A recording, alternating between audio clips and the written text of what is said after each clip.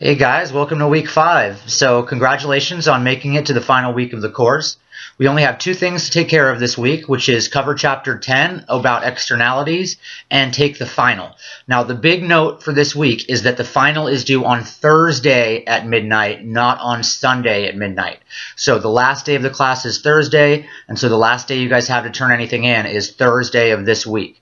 So on Tuesday, that Tuesday due date is going to be all the chapter 10 stuff and a homework covering chapters 9 and 10. And then on Thursday is going to be the final exam. I want you guys to study for the final just like you did for the midterm, which means go over the homeworks from chapters 6, 7, and 8, and the homeworks for chapters 9 and 10.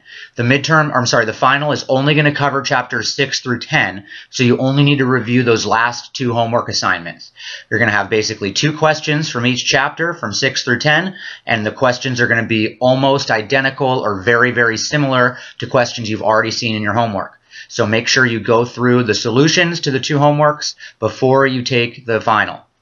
Okay, again, congratulations on making it this far. Chapter 10 is really all about externalities. Positive externalities are when there's a hidden benefit to an action that other people get other than the people taking the activity. The biggest example of positive externalities are vaccines. So if I get a vaccine, not only do I not get sick, but everyone else around me also gets a benefit of not getting sick.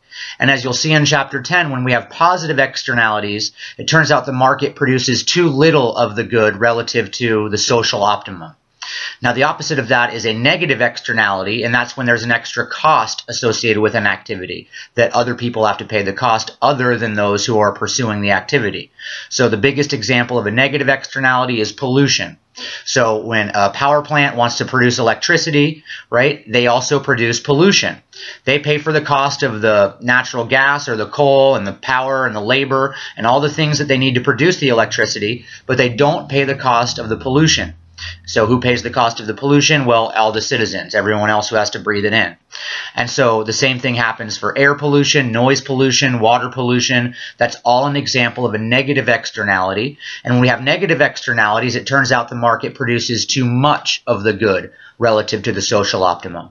So really just pin down that idea of positive and negative externalities. And then the other thing in chapter 10 is the Coase theorem.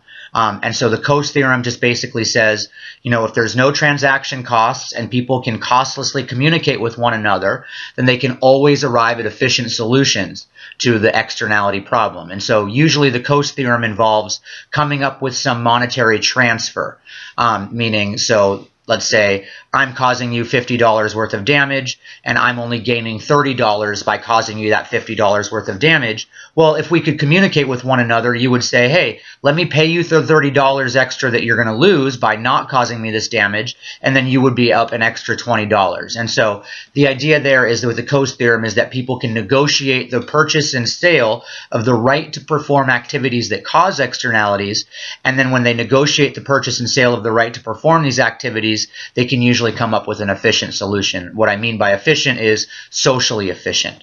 And so make sure you take a look at the Coase theorem examples and, of course, understand what happens when we have positive or negative externalities. When we have a positive externality, the market produces too little of the good relative to the social optimum. And when we have a negative externality, the market produces too much of the good relative to the social optimum. Okay, don't forget the final is due on Thursday, not Sunday. Have a great week. It's been a pleasure having you in class. I hope you guys learned a lot, and I hope you're able to take this lessons you learned in this class and apply it to your everyday life. All right, take care.